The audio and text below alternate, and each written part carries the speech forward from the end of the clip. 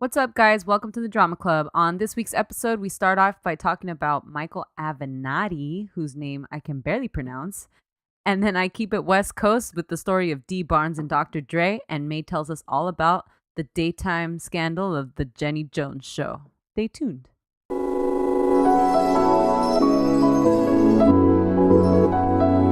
What up, fam? It's good, y'all. Feels good, right? Yeah, I know it, dude. And without further ado, we broadcasting live from CA to NY. Oh, shit. Do you remember that one viral video where that teenager pushed his friend off a bridge into the lake? Yeah. And she brought charges against him. Right. Like she had a collapsed lung and shit. Yeah. He just got 2 days in jail. That's it? He's 19 years old. You would think, like, Reckless endangerment. Yeah. give him at least 3 months. Yeah, right? And You then know? make him serve a month. Yeah. Well, like, what's the point of even giving him the 2 days? Yeah. It's fucking stupid. Oh, her mom said, please force him to spend at least as many days in jail as my daughter did in a hospital. There you go. Yeah. Yeah, that is pretty fucking little, huh? Fucking teenagers are stupid. Oh my gosh. They show are. You know, okay, it's been established that I don't like pranks. I also, I don't like when people be pushing people in pools. Oh, I That don't shit like is that not either. funny to me. No, it's mean. Oh, one time, Joel and Jenny's ex-boyfriend were all drunk and they kept doing it to everybody at the house and everybody was pissed at them. Oh my god, I would be pissed too. You don't understand. Like, I work on my hair and my makeup and stuff. That's what can't I told get Joel in- too. I Yeah. was like, "You're a dick. You don't get it." Yeah. Yeah, because you want to get wet. Fucking jump in yourself. Oh, on this week's episode of Real Housewives, the current season, they spoiled a little bit what happened with Taylor and her husband. No, May. Why are you watching them at the same time? Because people are talking about it on Twitter and stuff, and I need to? I need to know what they're talking about. No, you don't. But they're talking about like Lisa Vanderpump being manipulative, and then they flash back, and then they were talking about how she tried to get Camille to say that he hits Kelsey? her or something. Oh. That Taylor's They tried to husband get hits her. Taylor to say that. Oh yeah, right. And I was like, oh shit. Yeah. Don't watch it, May. Ugh, I can't help myself. That's not even the worst thing. Okay, good. So at least there's more, right? Yeah. Well, that's a horrible thing to say. It was a bad phrase, but I know what you're referring to. It's hard. Like reality TV's hard. You forget that Yeah. it's like Yeah. they're real ass people. Yeah. Because sometimes they act hella fake. you Yeah. know?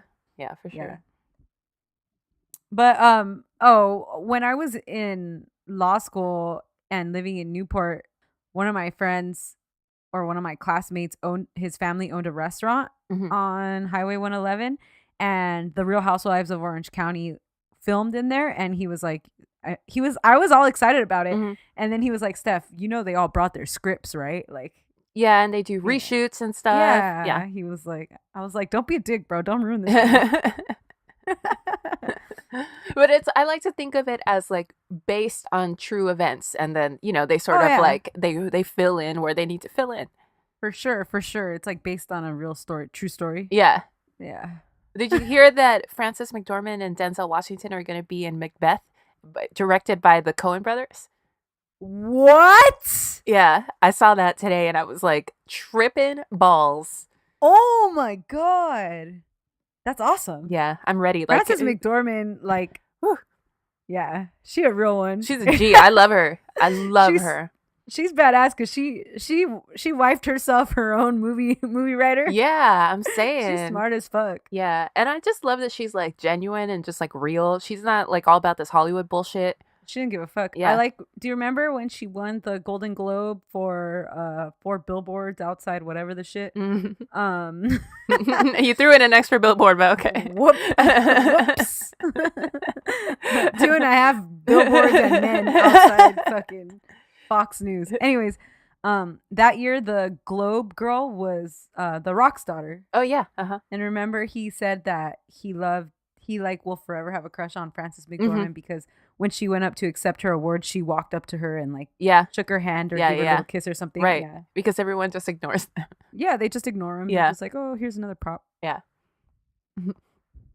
Yeah, anyway, so what's up, guys? Welcome to the Drama Club.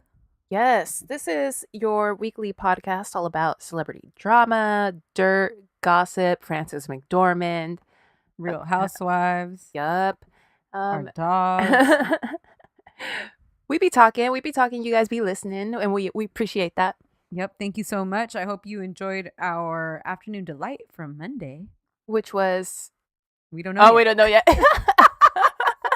I haven't written I was it yet. tripping. Okay, you guys might be...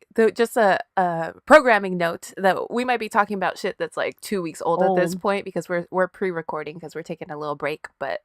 I'm not taking a break. May's going to Bali.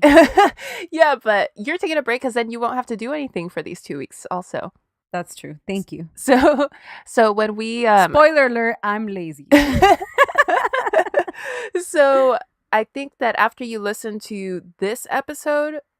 Oh, no, I'll be back by the time you listen to this episode. So next time we talk, we'll be back. We'll be back, yeah. We'll be up to date with all the drama. Yep. My name is Stephanie, also, for those of you listening. And my name is May. And like we said, we are El Club de Drama.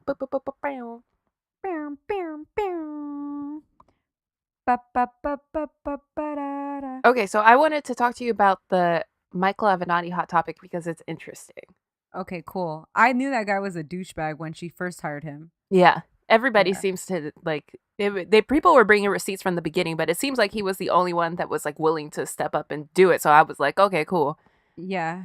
I mean, that's what's... Anyways, no, for sure. I was going to say, that's the problem with attorneys is you could be a real bad person and a real good attorney. Yeah.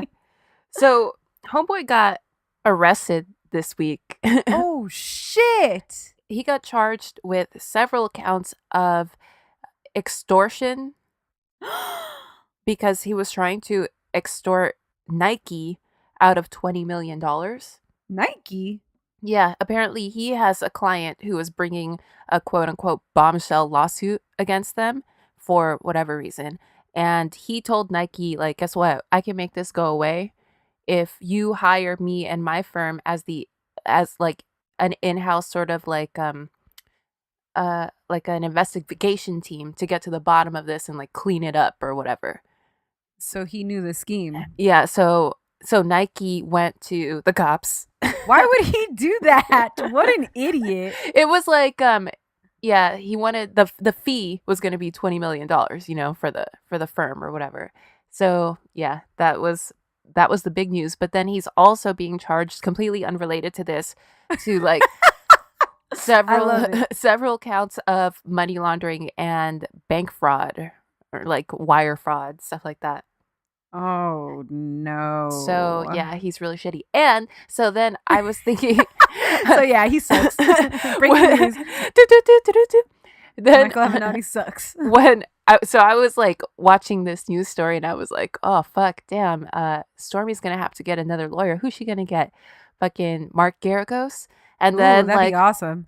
Then cut to literally 5 seconds after that thought went into my head, attorney Mark Garagos is also implicated in this crime in the like the wire fraud and the bank fraud and shit. Oh my god. And I was like, well, Stormy, you're gonna need a new lawyer. You in danger, girl. You're gonna need a new lawyer. Oh my god. That's awful, May. Holy shit. Yeah. Michael Avenatti, you can still get it though. May, shut up. Don't do that. Don't say that. Michael Avenatti was representing one of the women against R. Kelly, or no? He had a sex tape. A new one. He had, like, Michael Avenatti had it? Yeah, he got his hands on a new sex tape featuring R. Kelly and an underage girl. Whoa. And so I don't know if he was like for real representing that victim or if it was just like representing her in that he was going to hand over the tape to the authorities. Holy shit. Why can't Gloria Allred represent Stormy? I never liked her, but then I saw that documentary. Did you watch it on her? No, which one? it might be called Gloria, but I like her. but it's all about her life, and it talks about like her like her backstory and stuff. And now I kind of like have more respect for her, but I never used to like her because she seemed like an ambulance chaser, sort of like. Oh yeah, like she's always at like the cusp of any story like Yeah. that. You're right. Yeah, like any little story. Fucking the girlfriend of what's the guy who killed his wife on Christmas? On Christmas? Yeah, his pregnant wife. Oh shit, I don't know. Not I this don't know. Christmas, a long time ago. And this Christmas will be a very special Christmas. Hold on, I need to look it up. Christmas. Wife. This is so inappropriate. Yeah, Pregnant- Christmas wife dies. Pregnant murder. God damn. Not Uh, the Marine. Scott Peterson. Oh yeah, Yeah, that's yeah. what I'm thinking of. Yeah, so he's not a Marine though. He's but- not. no.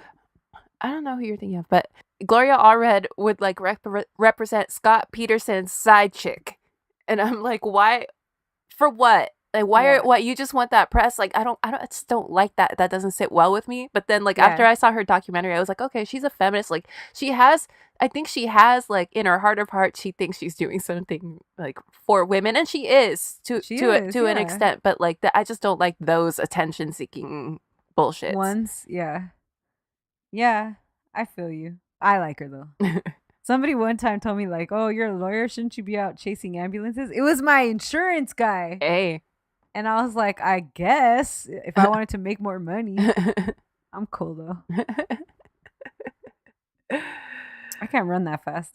Yeah, but you got the distance. Oh, thanks. Not lately. Oh, Scott Peterson is a good one. I want to do that one Yeah, as an that's episode. that's a big ass scandal. Yeah, that was fucking crazy. Mm-hmm. She was the one that like on Instagram was selling all this stuff. She was super cute, right? I don't think there was Instagram when this happened. Okay. I am thinking of somebody else then. Okay. I am thinking of somebody completely different. Well, that's crazy. I feel bad for Stormy Daniels. Yeah, but she released a statement. She was basically like, "I'm shocked, but I'm not surprised." Good. And she was like, the what I've learned in the last few weeks or something are things that I would never have wanted to associate myself with. And she's basically like, fuck him. I hope that he gets what he deserves. And, you know, I'll be hiring new counsel, or I have hired new counsel already or something. Wow. I love the way Stormy Daniels handles herself. Me too. She's awesome. Yeah. In the face of everything that's happening to her and around her, she's just like, she'll clap back. She keeps her composure. She's cool. Yeah, she's real cool. She's a savage. She's a witty savage. I know. Don't come for her. Who are all these people who keep coming for her? Because I know they're stupid. Yeah. Like, do you not know what the internet is? People haven't seen this shit go down a million times before. like, truly, do not come for Stormy Daniels. Do not come for Chrissy Teigen. Hell no. Did you see that shit today? Did you liked it actually? What? Where what's her name? Rosemary's Baby. Oh, Mia Farrow? Did you see that she tweeted at Chrissy Teigen? Yeah. That was fucking crazy. Why the fuck would she tweet at her like that? Mia. And when I first saw it, okay, can you read the tweet? Do you have it up? No, hold on. Twitter. I was Googling Rosemary's Baby. Because when she first tweeted it, I thought Chrissy was having like a Q&A or something. Me too. It makes no damn sense. Yeah. So, oh god. Hold on. I'm trying to find it. Hyder requested a Mia Farrow episode. Oh, we should do a Mia Farrow episode. So, Chrissy Teigen tweeted a recipe for panko, parmesan, and cayenne crusted green tomatoes that are like baked. Yeah. That sounds And- bomb. That's some bomb. And Mia Farrow responded and said, "Question for Chrissy. I've had 2 fine husbands. They went on to marry other people, but we remained close. Then eventually they died. Do I get to be a widow? What the actual fuck is happening?" Why, Mia? That's such a weird question to ask. Unprompted, out of nowhere, in response to the fried green tomatoes. Baked. Baked. They're Oh, baked. that's true. That is so fucking ridiculous. Maybe she's baked and that's why she's doing the most. But okay, what do you call yourself in that? You're not allowed to call yourself anything, huh? No, I don't think so. I think your widow. I think your widow privileges are revoked after a divorce. Yeah. I wouldn't want somebody calling themselves a widow if I died after we broke up. What if they were your last relationship? But we had already broken up? Yeah. No. All right, that's it. The privileges end at the breakup. Yeah. Caso será. He dicho. So don't believe all the hype. Pump it up. All right, guys, this is a very special episode. It's a twofer episode. That means you get two for the price of one. Yes. I'm up first, and I'm going to tell you the story of Dee Barnes. Oh, fucking the Dr. Dre? Okay, good. Damn, that's 2 West Coasts in a row, baby. I know, dude. Okay. It's funny, when I started writing it, I was like, damn, I'm feeling really gangster this month. Mercury must be in fucking lowrider mode. Reggaeton. All right, so I got this from a Gawker article by Dee Barnes herself, where she was asked to watch the film Straight Outta Compton and then give her comments. Wow. Okay. A couple of articles in the source too. Okay. So Dee Barnes is an American rapper and TV personality who was an original member of the West Coast hip hop female duo Body and Soul. Ooh. She was a trailblazer as the first female journalist in hip hop and first female journalist with a hip hop show on a broadcast network. What network was she on? Fox. I didn't want. Okay.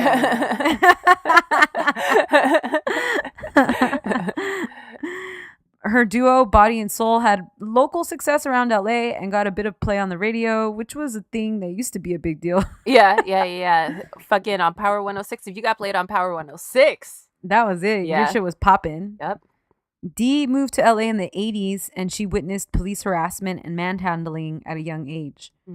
Through mutual friends, she met Andre, aka Dr. Dre, way before NWA and the rap fame.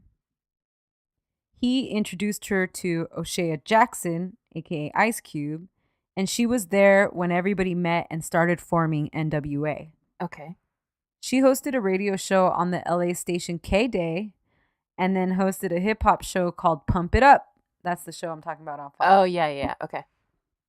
On that show, she gained a lot more mainstream fame. Like, people knew who she was. Mm-hmm. Not like Power 106. Like, don't you miss shows like that? Oh, what, like Big Boy in the Morning and shit? No, like the ones on TV, like TRL. Oh, yeah. What was the one on, I'm sorry, I said Power 106. You mean 106 in Park? Yeah. Anyway, so those are cool. Because they were just something where, like, it was just a space to talk about the latest music on TV. Yeah. Which is, we don't have that anymore. No, and then they'd play the best music video, and we don't have that at all. Yeah. While at K-Day, she hung around with NWA while they produced their first album. Mm-hmm. If we had a show like that, what would be in heavy rotation right now? We'd still be bumping Ariana Grande's. Oh, yeah. Thank You Next video. Right.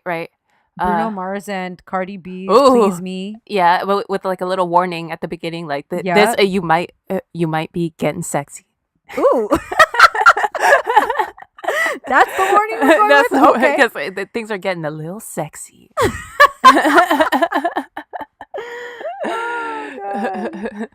And that's it. That's the only new music I know. Because I haven't seen, or music video that I've seen. I haven't been seeing music videos. Me either. While at K-Day, Dee hung around with NWA while they produced their first album. Did I say that already? Mm-hmm. All right. However, she wasn't in the studio to hear them produce their heavy misogynistic songs, such as One Less Bitch. Mm-hmm. Yep. And A Bitch is a Bitch. That's so fucking profound. Who came up with that shit? Easy. Dee said she heard the material when it dropped just like everyone else, and she was super shocked because she had never heard any of them talk like that. Yeah. She said she and Dre's girlfriend at the time, Michelle, who's also a small artist, she had like a few songs, I think, justified it all by saying, well, they think only some girls are like that, and we never presented ourselves like that, so we never gave them a reason to call us stuff like that. Oh, yeah? Which is awful. Yeah, how about behind your back, wait till you're gone 5 minutes. Seriously. So NWA dropped their album and ended up blowing up, like we all know. They were activists against police brutality, and Dee says she understood the connections at the time between the album and the oppression of black men by cops, and in turnaround, the oppression of black men against black women. Right. Dee thought it's the cycle of violence rooted in racism, perpetuated by the patriarchy, which she had seen time and time again. Yeah. As we all know, NWA ultimately had tensions within the group, beginning with the departure of Ice Cube. NWA needs an episode. Yeah. Oh, and we get to watch Straight Outta Compton. You gonna do that next week? Maybe. Like I said, I'm lazy, and I don't want to think of what I'm going to do next week. So, yes. In November 1990, Dee did an interview with Ice Cube on the set of Boys in the Hood for her show Pump It Up. And he discussed leaving NWA, the group's feud, their negative portrayal, and the retaliation that he was seeking against the rest of the crew. Oh, shit. The segment ended with Ice Cube insulting basically everyone in NWA. Yeah. But her loyalties are to who? She knew Dre first, right? And then Cube. Yeah, I don't think... Yeah, okay. Sure. Okay. But they probably weren't like close friends anyway, so it's not like... they all kind of just came up around the same area and shit, you know? The interview with Ice Cube on Pump It Up was directed and shot by F. Gary Gary, the same director who 20 years later would direct the film Straight Outta Compton. Wow. Life is crazy sometimes. Life is so crazy, right? He was the cameraman on Pump It Up, too. Wow. Dr. Dre bumped into Dee at a record release party for the rap duo Bitches with Problems at the Po Na Na Souk nightclub in Hollywood. Okay.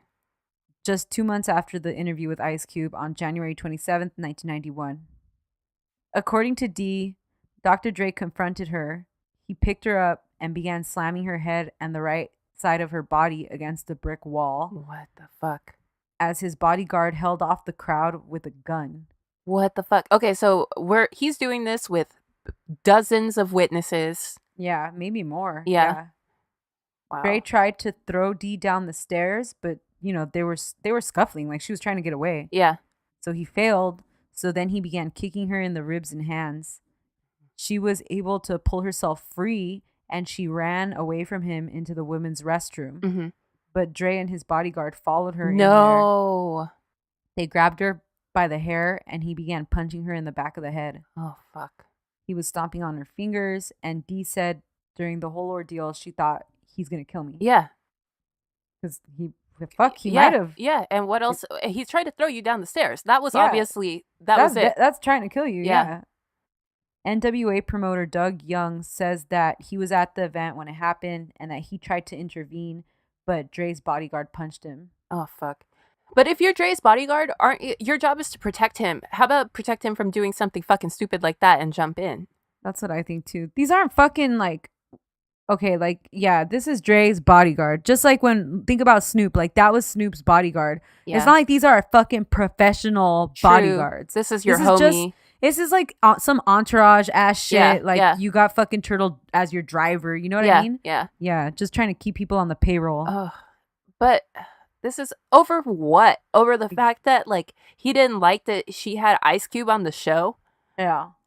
So Dee says that ignorant ass Dre believed that Dee had set up all of the NWA crew to look stupid with the Ice Cube interview.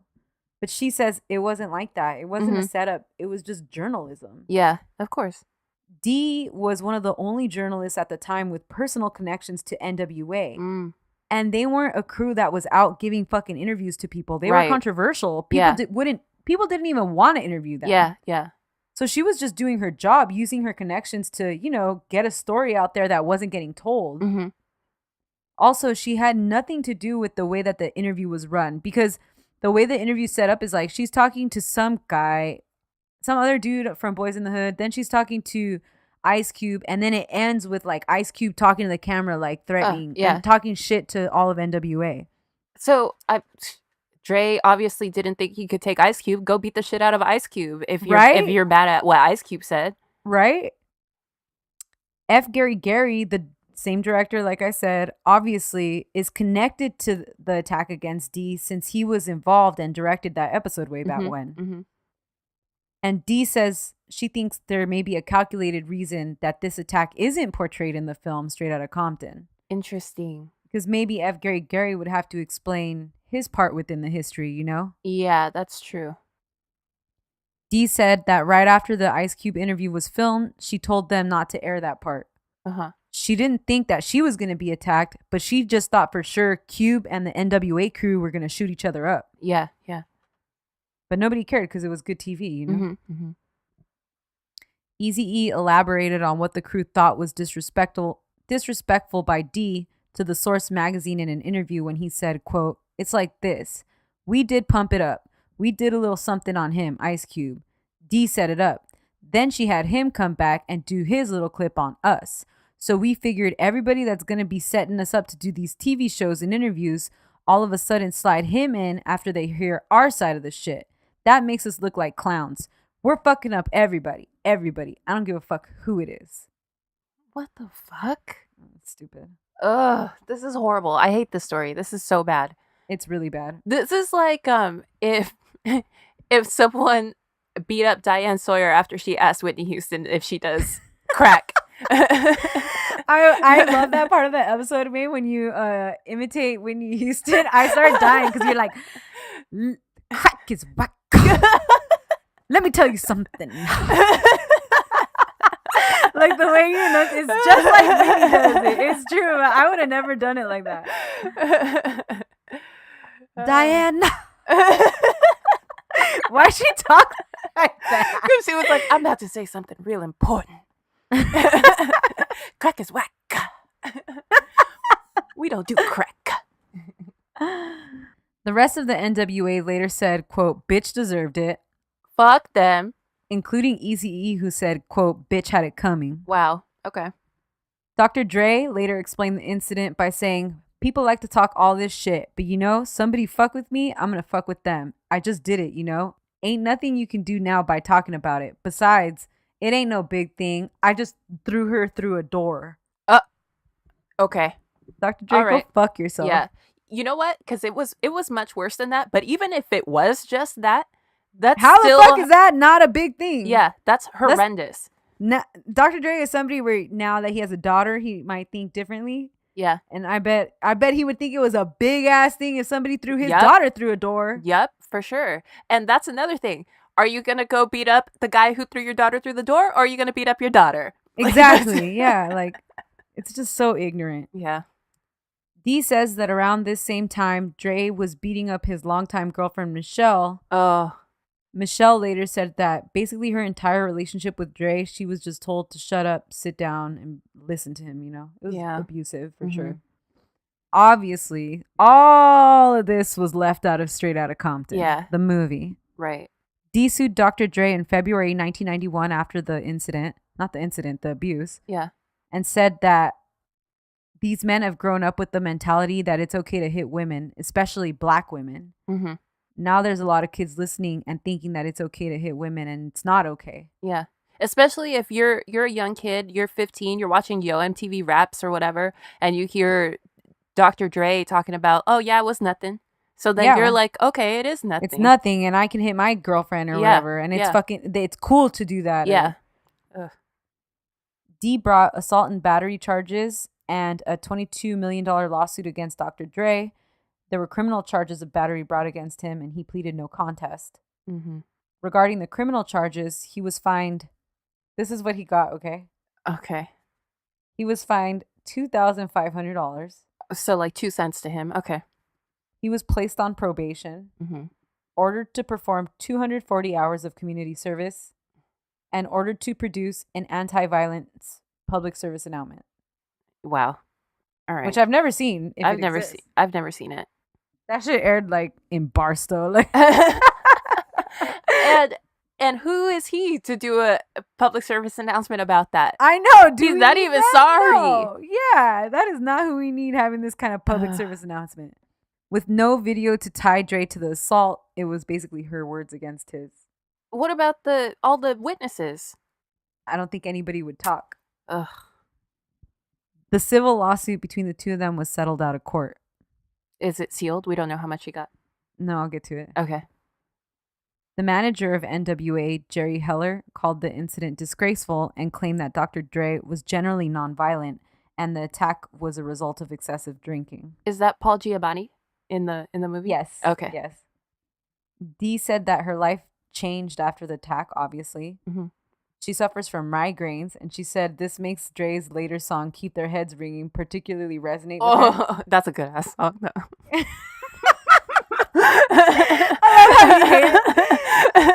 Like, I saw something the other day that was like some sports team banned Chick-fil-A from their from their what's it called?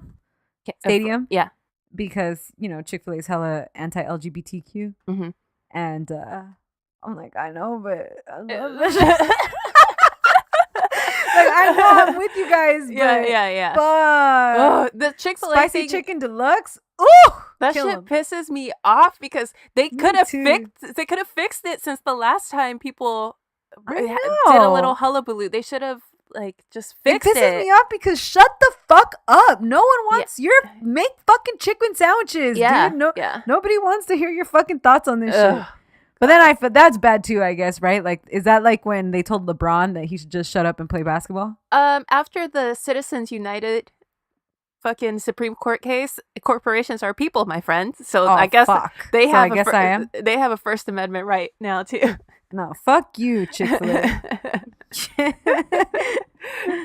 Just shut up. In that interview she gave about that, when she said the thing about the keep the head ringing, she said, when my head rings, it's in the exact same spot where Dre smashed my head against the wall. That is so sad. It's fucking awful. She also said that the incident made her blacklisted in Hollywood. Ugh. She Pump It Up pretty much ended after the attack from all the publicity. Mhm. She tried to get back on TV. She tried to get back on networks. She tried to get anybody to work with her, but nobody wanted to because of how it could affect their relationship with Dr. Dre, who was by now becoming a huge producer. Mm-hmm. She said she auditioned for the movie Set It Off, and the director was Gary. Yeah. The same dude. Yeah. And he said that she nailed it, but he was going to cast Dre as Black Sam so he wouldn't give her the part. Oh, wow. You have no place to turn to. I know. Your community totally turned their back on you. Yeah. Because you're a small fish, Mhm. and this fucking shark, they're going to protect him. Yeah. She said she tried to get a job at Revolt since she had known Puffy since the 90s. Oh. But she never got a call back. And Mm. her journalism career essentially ended after everything went down. And she's just basically been working 9-to-5s to make ends meet. That's so sad. She also said that there's a myth around the music industry that her settlement with Dre was so large that she never had to work again. Mm-hmm. But she said she didn't even receive $1 million from Dre. Ugh. His lawyers dragged their feet on the lawsuit, and he stopped showing up to court. The shit dragged on for so long that she ended up getting pregnant with her first child, and she was just fucking tired of everything. Yeah, and then she just needed to settle and probably move on. Yeah, and then she's probably like, less than $1 million. All right, well, I can buy a house for me and my kid, and just like she didn't think that she probably didn't think her career was going to be over the way it was. Yeah, and she probably didn't think that her injuries would be as long term as they turned out to be. Of course. Dee said that the last time she ran into Dre, they were cordial. They said a few words, but that was it. Mm-hmm. The last time she saw Ice Cube, she said he was standoffish. Wow. Crazy, right? Yeah. She did say that she ran into Eazy-E before he died, and he's the one that she was able to make peace with. She said they hugged, they kissed, they talked for a long time. Mm-hmm. She said she could tell that he was sick because he was skinny and he didn't look right. But she felt really good about the last time she saw him. She also thinks that Eazy-E was the most straight shooter of the group, and she thinks that he wouldn't have tried to ignore all of this stuff in the movie the way that it was ignored if he was around still. Yeah. After Eazy-E and Dre had a falling out, E mentions the attack on Dee Barnes in a bunch of his follow-up records, including on Real Motherfucking G's. He says, beating up a bitch don't make you shit. And on the song It's On, he says, body slamming bitches doesn't make Dre a bigger man. Hey, that's the truth. In Eminem's song Guilty Conscience, This is when I first heard about it when we were kids, and I was like, what is he talking about? Yeah. I hate when I hate when they say stuff in songs where they mention a name and I'm like, who the fuck is that? And I gotta go look it up. Yeah. Like, what's that Jay-Z song where he's like, and I wish I never met her at all. Mhm. Then I was like, damn, what song is that? Then I went back and I was like, oh, fuck, that's a bop. Yep. That song is a bop. Everybody do themselves a flavor. What's it called? Yeah. I think it's Wish I Never Met Her, honestly. Is it? It's a one-hit wonder. I don't think it's a one-hit wonder also. I think. Really? Yeah. I'm fucking this up. I think it's... Carl Thomas. Yeah, there you go. Da, da, da. That intro is so good. Look Yeah. at this cover of him laying down. Oh, look at that sweater. We stand a man in a sweater. Not enough of you guys send us pictures of yourselves in sweaters. Yes, that's true. We need an Instagram dedicated just to receiving pictures of men in sweaters. Yeah. All right, so in that Eminem song "Guilty Conscience," he pokes fun at the incident, saying, "You gonna take advice from somebody who slapped Dee Barnes?" Eminem says that when Dr. Dre listened to that line, he started cracking up in his chair and shit. And okay, that was what, 10, 15 years later, and he's still like laughing about it. Yeah. Then came the movie Straight Outta Compton, and the obvious lack of any of this being portrayed. Not just Dee Barnes, but a bunch of other women that she says were also abused by Dre and the crew, including his longtime girlfriend, Michelle. Another part of the movie she finds super interesting is basically the disappearance of any representation of strong women. Yeah.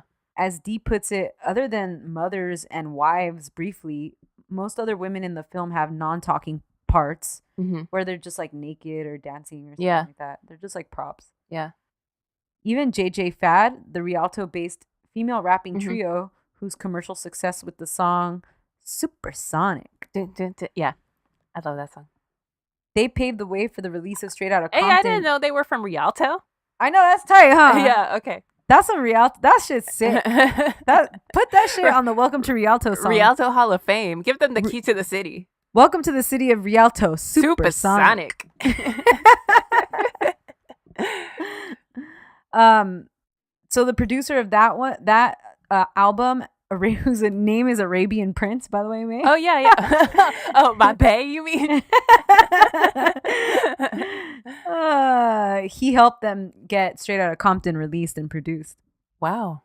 As of this month, March 2019, it was being reported that Dee Barnes was facing financial difficulties, and then she spoke out and said she's officially homeless. No. What? She started a GoFundMe to help her get back on her feet.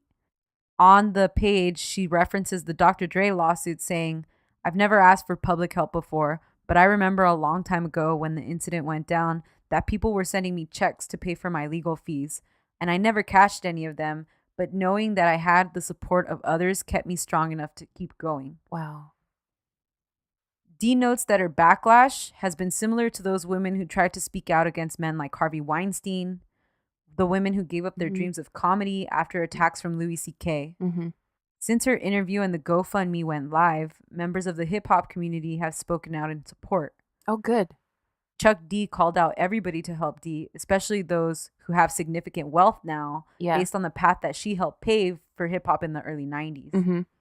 John Cryer spoke out. Whoa, wow. And he said Dee Barnes brought hip-hop to the mainstream and to a lot of goofy white boys like me, so we can help too. Fucking Ducky? Isn't that so cute? That's cute. Hey, so is she like hitting the goal or? Yeah, so let's see how much it is right now. Hold on. If Dre doesn't fucking throw some money at her. Yes, hold on. Twitter is blowing the fuck up, just like May said, at Dr. Dre, whose net worth is allegedly at more than $1 billion. Yeah. To step the fuck up and help Dee Barnes. Yeah. So her goal was $5,000. As of right now, it's $28,258. Oh, hell yeah. Dr. Dre most recently confronted the incident in the HBO documentary, The Defiant Ones. Remember that? I like that documentary a lot. It was great. Yeah. It was really good. He says that the violent incident is, I don't know why I don't like calling this an incident. It's not an incident. It wasn't like something that happened by chance. Right. And it kind of whitewashes what he did. He assaulted someone. His fucking attack. Yeah. The violent attack, he says it's, quote, a major blemish on who I am as a man. He said he was drinking heavily at this time following the murder of his younger brother, and it was a really low point in his life. He wishes he could go and take it back, especially since as a child he saw his mother be abused, and he knows that no women should be treated that way. Mm-hmm. He knows he was out of his fucking mind, and he's sorry for it. He knows it's a dark cloud that's going to be attached to him forever. He said, every time it comes up, I feel fucked up. The comments are really different to what he said right after the incident. Yeah. And also in 2015, after Dee penned the article in Gawker, which, by the way, it's fucking great. She's a great writer. Mm-hmm. He gave a half-ass apology saying, quote, I apologize to the women I hurt. This was in the New York Times. Mm-hmm. I apologize to the women I hurt. I regret what I did. That's not enough. Vibe magazine's editor-in-chief said, quote, it's a moment that needs to be documented because it shows that Dre doesn't have just shiny spots on his resume. Mm-hmm. He has those dark moments. It is something that he needs to answer for, and I think he does step up and try to talk about it when addressed, but it's hard to address him about it because he doesn't do interviews like that. He just said it was an unfortunate incident. It's just hard to get into those really deep answers that you want from Dre. It's really tough. I want to put the link to the GoFundMe up on our Instagram so we could help too. Oh, yeah, good. We can't forget that women have been subjected to fucking awful things throughout hip-hop history and at the hands of that genre. And since we all like to support the music by bopping along, we have to support these women too. Yeah, for sure. And that's the story of Dee Barnes. That's awesome. I mean, I feel so bad that she's going through what she's going through, but it feels good to know that people are stepping up, like from all walks of life, it sounds like. Yeah. So that's how I thought to do the article. Kim Gordon posted the picture of Dee Barnes and the link to the GoFundMe. Awesome. Yeah, and I was like, oh shit. But really, I hope that's not the end of that. I hope that Dre steps up and really something substantial, right? Right, because it's not just the immediate physical or emotional harm that he caused because of that one moment. It's like her being blacklisted. It's the ripple effect. Right, for her whole career, and everything changed for her. She was on the cusp of something. She would have been gigantic. Like she would have been, she would have been, she would still be probably hosting something on the air. Yeah, for sure. Ugh, man. I know, frustrating. Good job, Stef. Thank you.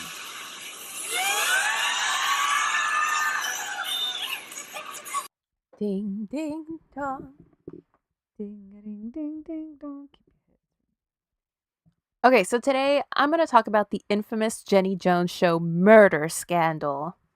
Whoa. We were kids when the murder happened, but I do remember the lawsuit that happened later. So I was pumped to finally learn the backstory of exactly like what the fuck happened here. Jenny Jones Show, that was a daytime show. Yeah, I remember the show. Me too. I didn't know there was a scandal.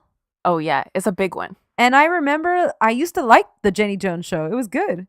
It was good for that, I talk about all the other ones, so we'll get into it. All right. Okay. So let's start with some background on Jenny and her show. Jenny was born Janina Stronsky. What the fuck? That's it. This podcast is over. Janina? What kind of shit? Her mom fucked up. Fucked up. But in Bethlehem in 1946. What? Yes. So, okay, a couple of things. Like you said, the name. The name change from Janina Stronsky to Jenny Jones is amazing. Yes. Because Jenny Jones is the most basic John Smith-ass name I have ever heard. It's like she was like, I need a stage name that's also a name that I can use in case I need to be on the run from the law, That's amazing. Janina Stronsky. Second, Jenny Jones is from Bethlehem. Yeah, what the fuck? Who the knew? fuck is from Bethlehem? Jesus. Besides him.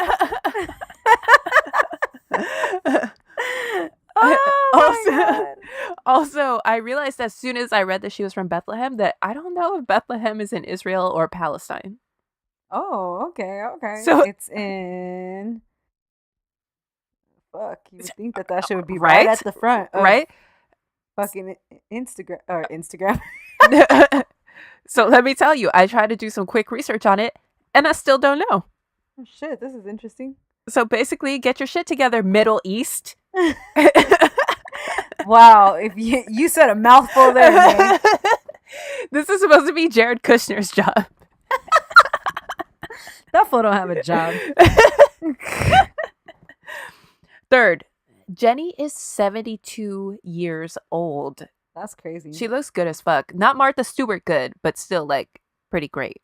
Yeah, I always knew how old my grandma was, but this week, like, I've been seeing her birthday a lot, and it trips me really out. She hit was you? born 1927. She's like, I think my grandma was born in like 33 or like 36, something like that. That's crazy, man. Before World War II. I know. Yeah. That's fucking crazy. Like, imagine how much shit they seen. What Chinese zodiac is your grandma? Oh, I have no idea. Should I look it up? Yeah. Rabbit. Me too.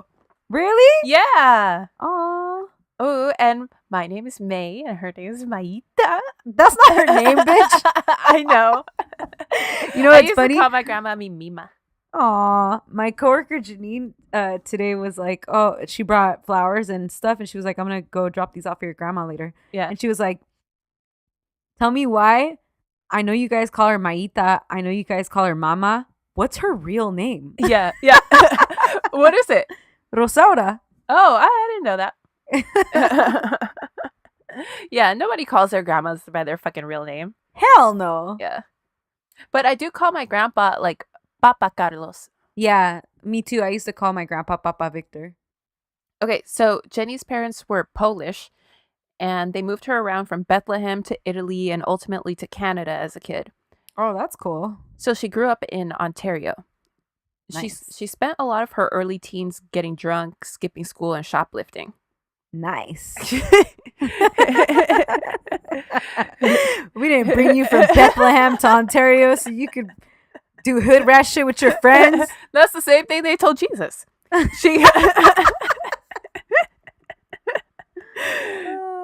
She dropped out of high school and made her way to Las Vegas, where she sang backup for Wayne Newton. What? Yeah. Is that a fucking thing? Jenny was on a bunch of game shows in the late 70s and 80s. And like me, she even made an appearance on The Price is Right. Hell yeah. She started out as a drummer in a rock band and later became a stand-up comic. What What this the fuck? career trajectory? Is this crazy. fucking Forrest Gump? This bitch is doing everything. She is doing the most. Oh, did you hear that story this week about the planned sequel to Forrest Gump? No, why? They wrote the script and everything, and Don't do that. they were putting the script together throughout the year 2000. And the day that they finished the script, they set up a meeting with Tom Hanks and fucking the rest of, I can't remember who, Robert Zemeckis, and the screenwriter. They had a meeting for it on September 10th, 2001. Oh my gosh. Never forget. That's the day before we can never forget. That's the day of Michael Jackson's thing. They sat down, had a meeting, read the script, and they were like, cool. Next day, September 11th happens, and they're like, we can't make this fucking stupid movie. Yeah. Yeah. Imagine how much shit didn't come out because of September 11th. Like, Yes. because everybody rethought everything after Yeah, that. yeah, Like, yeah. Everybody took a step back and was like, okay, what are we doing? Right. You know? What really matters, what really doesn't. Yeah. People got hella patriotic after September 11th. I know. Remember freedom fries? Yes. And I'm Remember? like, those are French. Those are our friends. My French teacher at Etowanda was pissed about that one time. Oh, really? Why? Yeah, because she was like, "What the fuck?" Like, Oh, she was actually exactly French? like you. Oh, yeah, yeah. she was from Oh. fucking France. She was from. I gotta stop cussing, man. And I tell myself like every day, I'm like, all right, I'm not gonna cuss that much today. Like, I don't understand how this happened to me. I just have such a potty mouth. It's like it's it's like colorful. fuck. No, it's not colorful, mate. I remember in law school one time, my friend Drake was like, "Oh, like these girls said that you cuss too much," and I was like, "I don't give a fuck." And he started cracking up. I was like, "Okay." Okay, wait. I wanted to tell you a couple of the things that happened in Forrest Gump too. So What? What? Really? Did I say that? And you actually had it written down? no, I just looked Oh. it up real quick. Oh, okay. So Haley Joel Osment, Forrest Jr., Yeah. he would have had AIDS because he inherited it from Jenny. But that is isn't that actually like very unlikely? I think maybe back then more likely. Oh, okay. And so then, the kids wouldn't want to go to school with him and shit. Oh. And then Forrest was going to be in the back of OJ's white Bronco during the chase. What? And they said that there was going to be a bit where he somehow ended up there. And then OJ kept like looking back at the cops that were chasing him. And Forrest would keep having to like duck down so he wouldn't see him. What the hell? Let's see. He would become a ballroom dancer. And he would dance with Princess Diana. Oh, like John Travolta? Yeah. What else? He would get a girlfriend. Oh. And then he was going to be like sitting on a park bench waiting for her when there would be a big explosion in the background because he happened to be in Oklahoma City during the Oklahoma City bombings. And then she died in the Oklahoma City bombing. Oh my gosh. Why do you have to do this to Forrest? Yeah, I think that was it. I think those are the big ones. Can't we get this for a happy ending? Oh, he would have been in New Orleans for Katrina. That's the last one. Jesus. No. Oh, God. That's too much. Yeah, it is too The much. sequel to Forrest Gump is that one movie, Big Fish. Oh, I like that movie. I love that movie. I love Ewan McGregor. Okay, so I never realized that Jenny Jones was stand-up because the first thing that comes to mind when I think of Jenny Jones isn't that she's necessarily funny.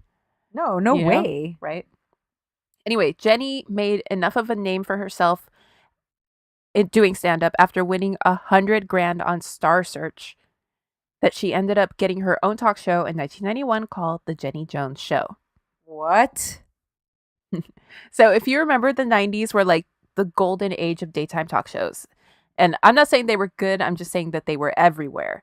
If you turned on the TV while you were homesick from school or during the summer, there was like an 80% chance that a talk show would be on. Yes. Yeah, that or a soap opera. Shout out to Passions.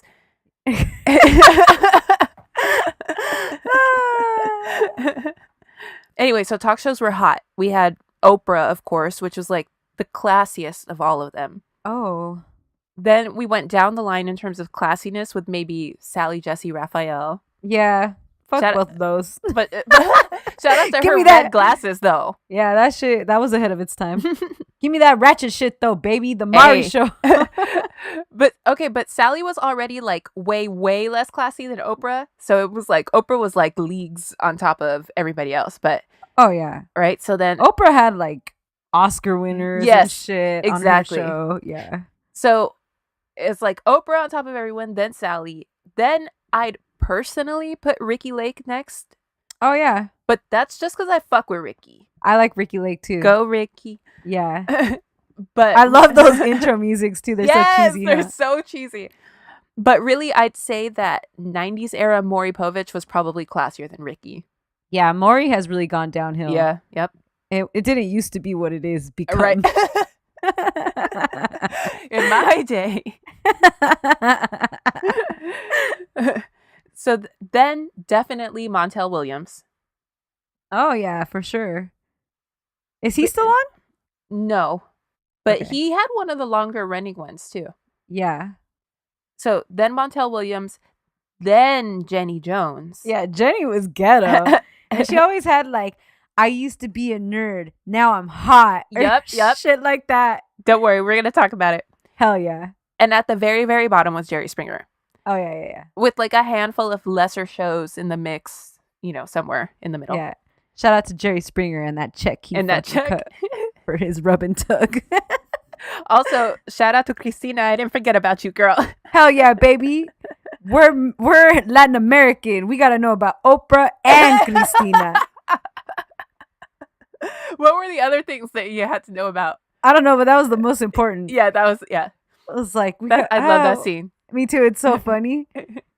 Shout out to that fool, except actually, Oh, yeah. he has drama. I heard some shit. He's got drama. We got to do one on him. Put that on the list because I didn't know about that until recently. Oh, okay. Okay. So, anyway, Christina is right up there with Oprah in my book.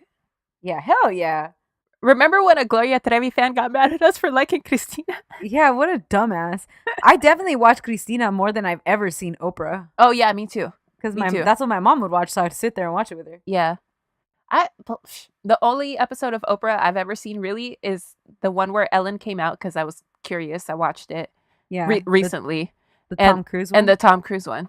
Yeah. Ellen came out on Oprah? No, it was like post her coming out. Oh, that's awesome. Before we did this podcast, like a year before this podcast, I got all wrapped up in the Ellen scandal and I like read everything about it. And I watched like the episode where she came out. Actually, I watched that whole season and then I watched the Oprah thing. She went through some shit, yo. Like, yeah, she did. Remember when she got the Medal of Freedom? She needs an episode.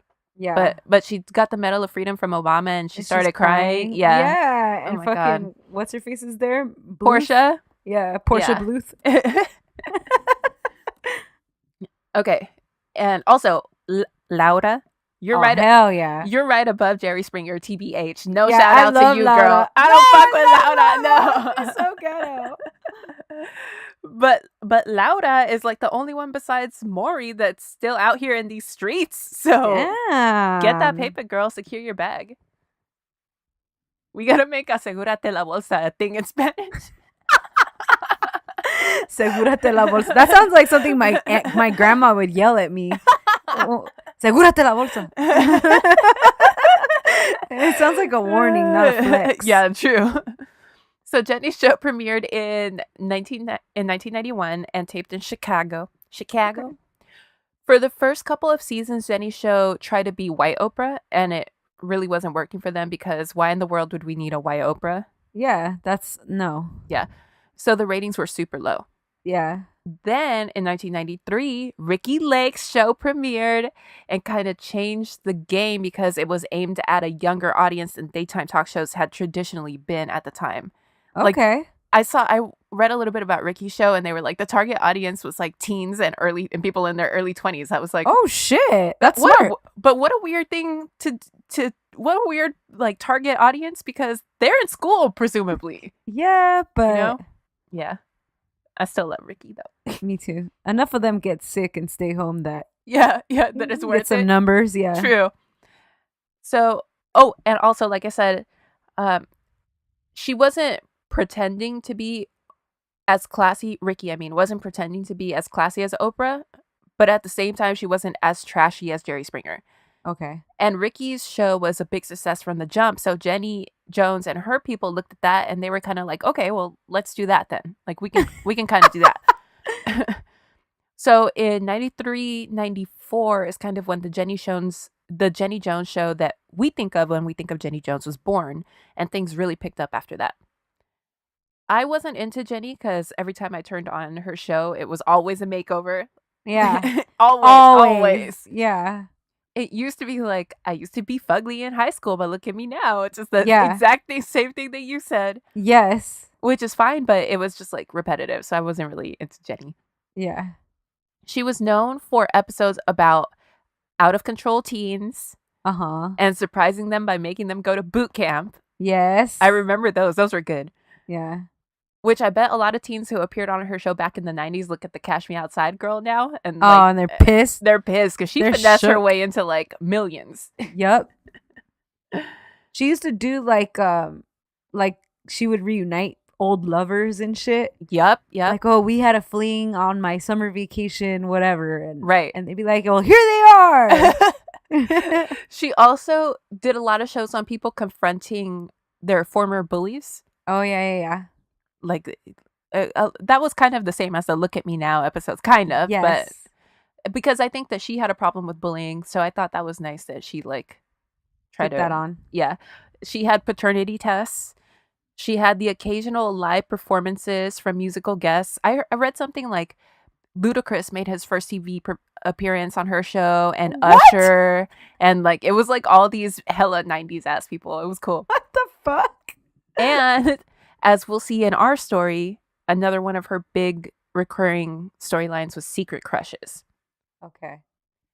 The titles of her show were always crazy and included "What's up with your ex? Are you still having sex?" "Yo, dog, your funky smell is in trouble. It's time for Mr. Bubbles." What? "I look too fly. That must be why I can't get a guy." I felt that. Lose that Mac Daddy look, cause it's not off the hook. Oh shit. My family's on my back. They say I'm fat because I love to snack. I felt that. Yeah. You say I'm too fat, but thick is where it's at. You said I looked funny, but now I'm a honey. Ooh. You say you look like Alicia Keys, but I'm thinking, girl, please. Oh. My overdeveloped team is promiscuous and wild. Help me turn her around. She's only a child. What's that one famous video of that girl where she's like, my mama doesn't want me to have a baby, but is that on Jenny? No, that's on Maury. And if I can't afford it, then I guess I'm gonna steal it. Yes, that Yeah, girl. that's Maury. Yes, that was so funny. And you, this is the last one I have written down. You may shake it for money, but leave those sexy clothes at the club, honey. Oh shit. Join me /us for our new side podcast where I just read Jenny Jones episodes titles and laugh and laugh. Imagine. It's like what are those stupid videos? ASMR. Ooh, It's just Jenny Jones titles. that is $1 million idea, Steph. Dude, there we go. Write that shit down. Yep. That's like our $10th million idea. You guys better not steal that shit. I was thinking the other day that when we were talking about yesterday, when we were talking about all the good ideas that we had, that I had a really, really good one, which was when I invented the Postmates for food from your grandma. Oh yeah, that was really good, May. Right? So like if you want lumpia, you nona mates that shit. If you want tamales, you abuelita mates that shit. Like, yes, I think that somebody should do that. Implement it. I don't even want royalties. Actually, I do, but we're trying to, May, if you're gonna protect elderly people, you're trying to put them to work. They're cooking it anyway. That's true though. And they're gonna get mad at you for not making yourself a plate. That's true though. Yeah, they might as well make you a plate.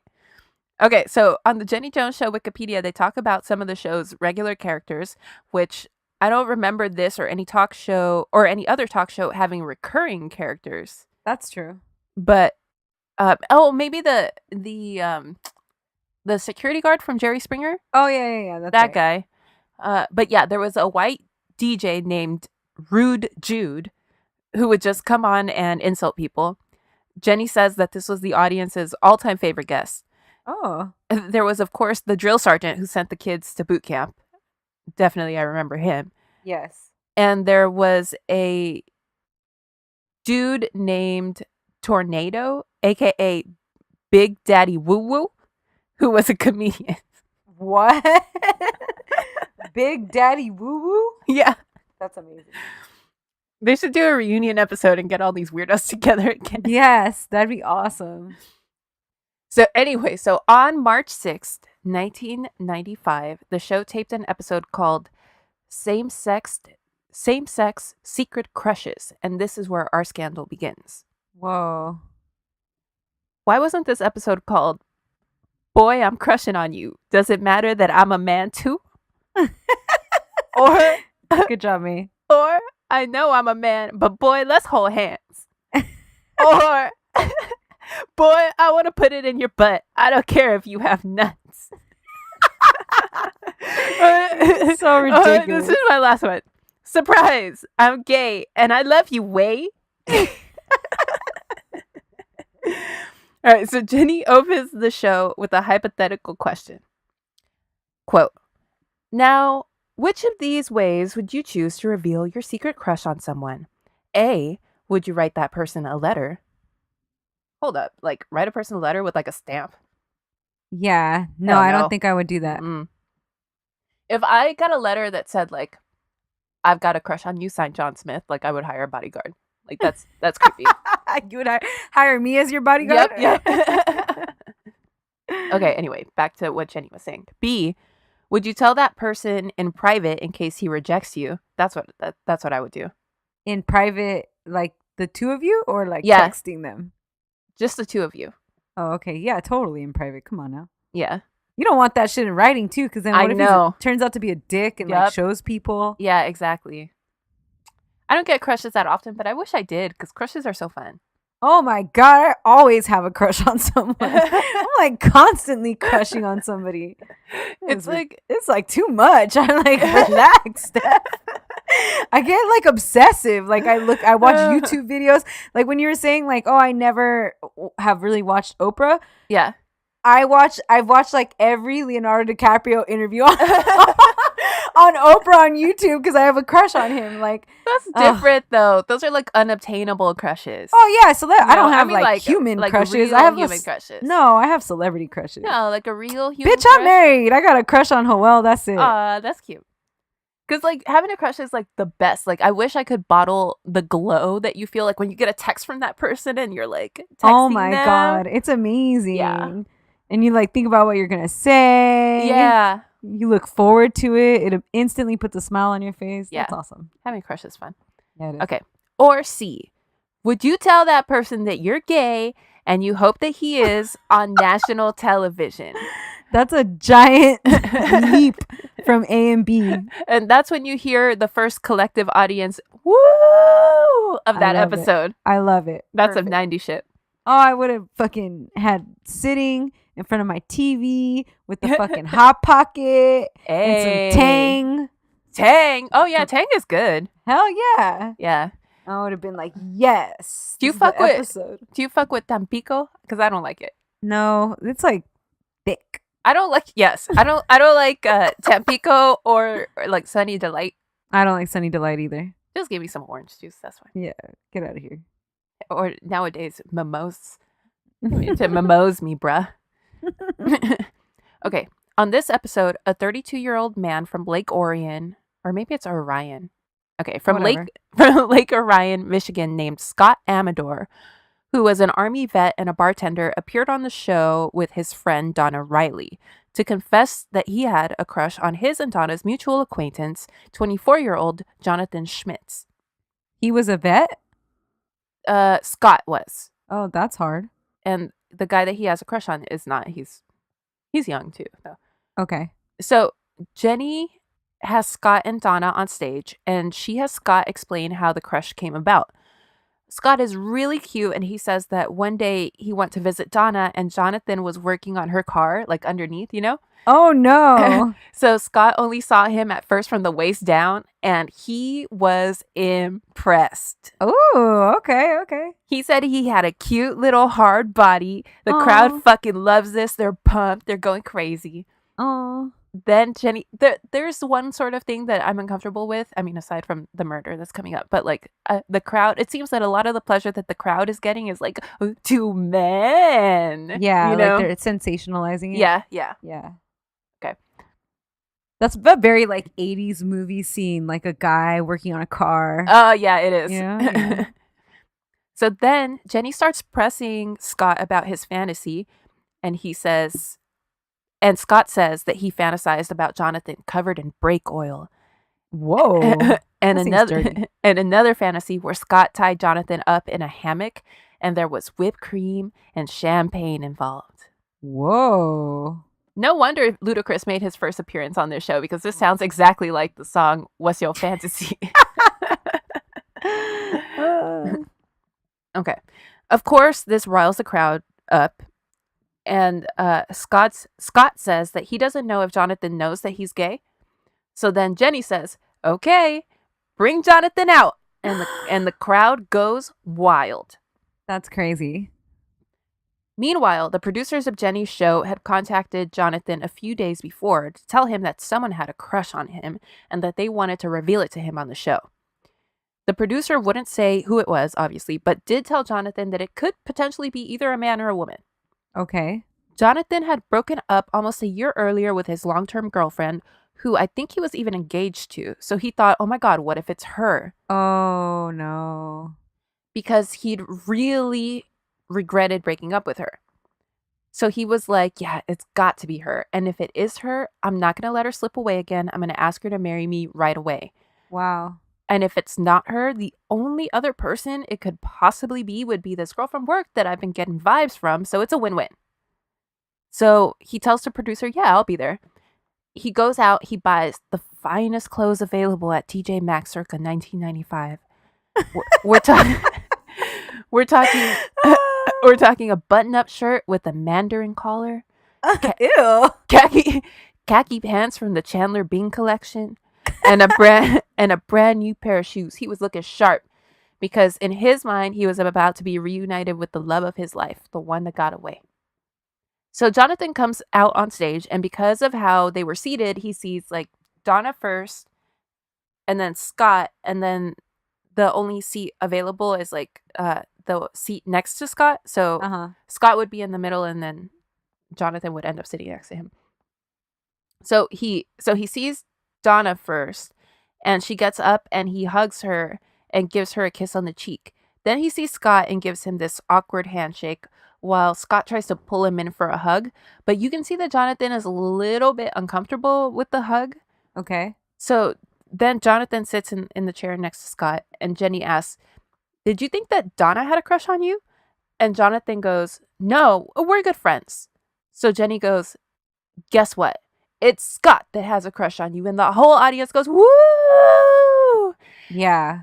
And Jonathan laughs nervously and says, like, you lied to me, like, to them. But he's just like, he's like playing along, and like the audience is clapping and laughing, but he's obviously embarrassed. Right.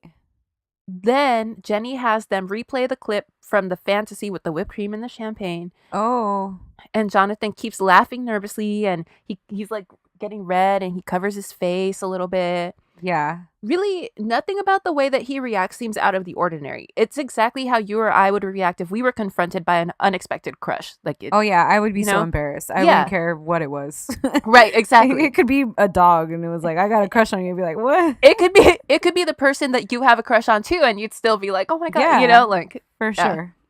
So he looks flattered but mortified. But also, it seems like he knows that it's all in good fun.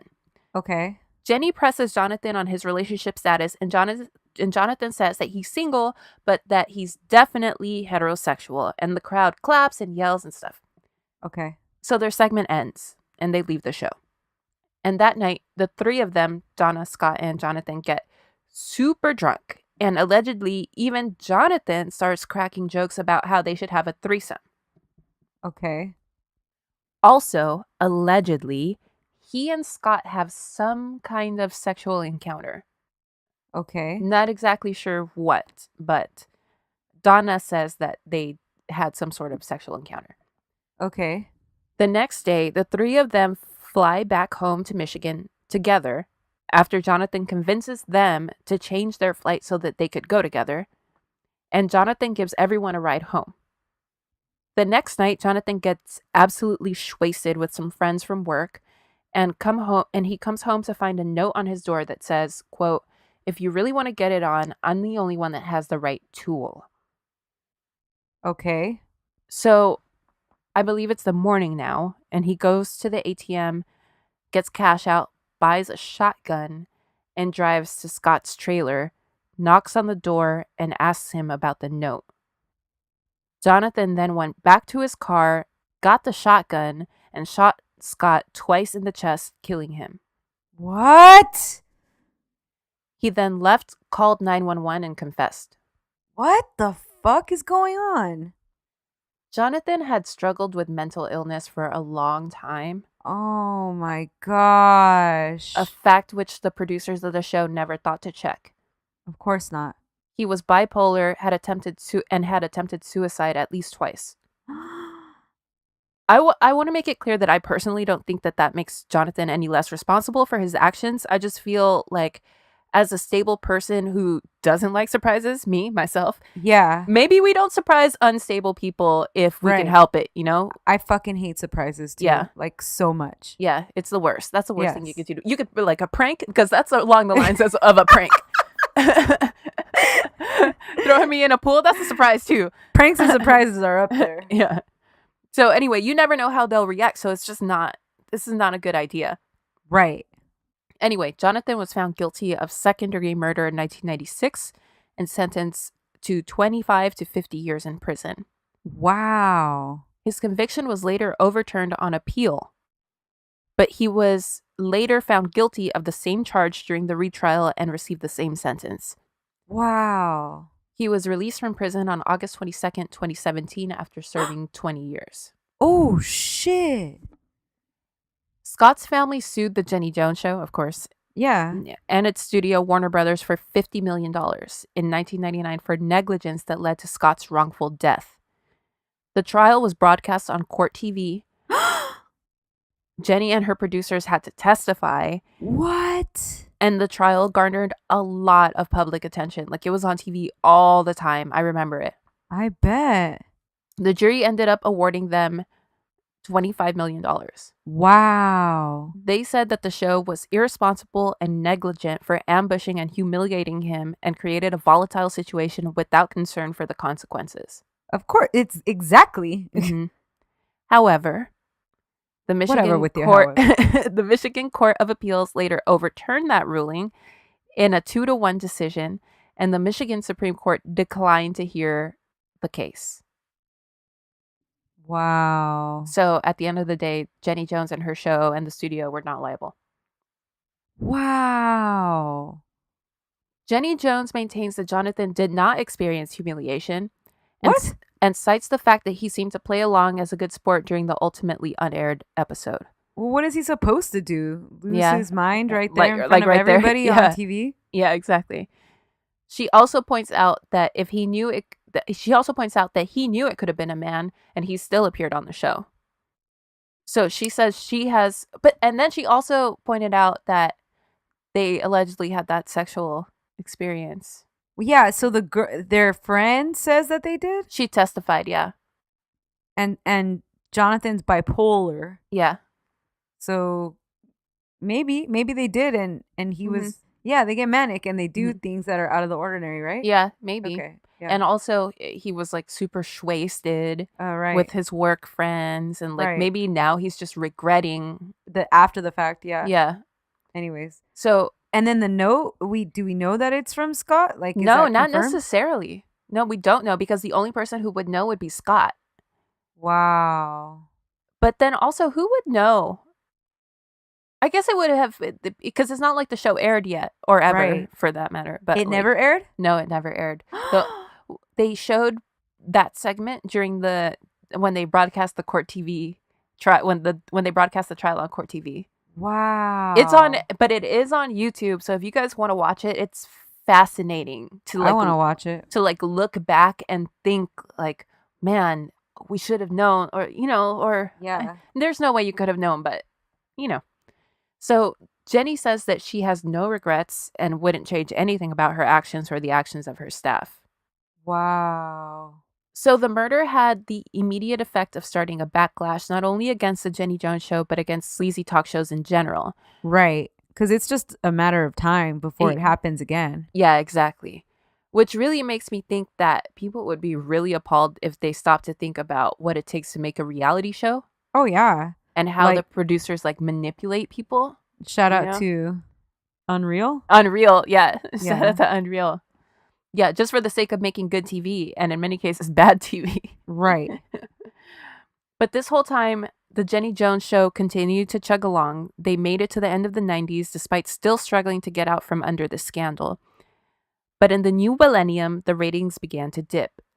And they really started dipping for a lot of daytime talk shows. Mm-hmm. The genre was just not something that people were that into like they used to be. Right. It's like if you were gonna watch a talk show, it was gonna be like the Ellen format where you're talking to celebrities, or like Oprah a lot of the time, Uh-huh. or like The View where they talk to each other. Uh-huh. Everything else for the most part was just dying out. So after the end of season 11, the show came crazy close to being canceled, but was saved at the very last minute. Unfortunately, they were saved by a different production company than the one that had been doing the show all those years, and that new production company had different deals with the networks in place. So since this was a syndicated show, it ended up affecting which channel the shows appeared on. Oh. Primarily in key markets like LA, Chicago, and New York. So people had a hard time finding the show. Right. Which is kind of worst case scenario for any show. Yeah, seriously. Because I think it used to be on Channel 13, right? Or 5? I don't remember. Maybe it was 5, yeah. Yeah. But like that's how you remember those shows, like at that time. It's like, Yeah. oh yeah, that one's on Channel 5 at whatever. Yeah, exactly. And then like if you were on summer vacation and you didn't know what time it was, like you turn on the TV and you'd be like, oh, it must be 1 o'clock because Jenny Jones is on. Yeah, exactly. But it's not the kind of thing you're gonna go out of your fucking way to find. Right, If it's not on that, there's like 5 other ones. Yeah, just exactly. Within a few. There's channels, probably a different one on. Honestly, at the same time. Yeah, so you're like, all right, this will do. Yeah. So yeah, obviously that caused their ratings to take an even bigger plunge. In 2002 and 2003, the show became the lowest rated daytime talk show. Wow. But I mean, someone's got to be last, though, right? Like, does being in last place automatically mean that you're getting canceled? I know. Also, I'm sure that the scandal, even though it had been like several years before, I'm sure it didn't help. So the Jenny Jones Show taped its last show in spring of 2003, and the show was officially canceled that summer, although reruns aired well into September. Wow. The cancellation of this show really was the end of an era for daytime talk. After the cancellation of her show, Jenny Jones seemed to spend most of her time doing work for and giving tons of money to charities, particularly breast cancer charities. Oh, wow. Because she never had cancer, but she had 6 breast augmentations. What? Because she started getting them, I think, in the late 70s or early 80s. Oh, shit. And like they were, they would get fucked up and then she'd get another one and then it would be fucked up and she would get another one. And like she had a lot of trauma related to that. I bet. She's also been in a crazy long-term relationship with a guy named Dennis McCallion. What? She was also married to a guy once, and his name was Al Gambino. What? Was he part of the Gambino crime family? I don't know. I literally don't know anything about him but his name, and I just wanted to bring it up. Yeah, that shit's that's sick. a cool last name, Al Gambino. Yeah. And that's the story of the Jenny Jones Show murder. That's crazy, man. I didn't know that story. Oh, and also she feels some type of way about the fact that we call it the Jenny Jones Show murder. What? Really? Yeah, because she's like, it's not my fault. I don't know why, like, I'm being tied to it, whatever. What are you talking about? You brought these 2 people together that didn't have shit to do with each other, and then one went and murdered the other one. Okay, but you know what I kept thinking about? Let's say you're at, like, a bar or something. Like, you and me are at a bar, and, like... I've been there before. And, like, my crush walks in, and you're like, hey, mate, go tell him in front of everybody. Oh, that, I like, would do that shit, too. Right? Because, yeah, I'm like that. Yeah, and then, like, I did it, and, like, he didn't like it, and he killed me. Like, it's not your fault. I would feel like it was my fault, though. But would you be liable, No. But, No, you're right. so, my That's first... way different, though.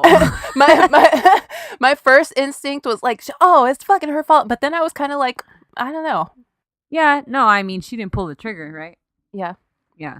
But they did, and I hope that changed the way they book these guests and stuff. Me too. And maybe it changed how everybody booked their guests. Yeah.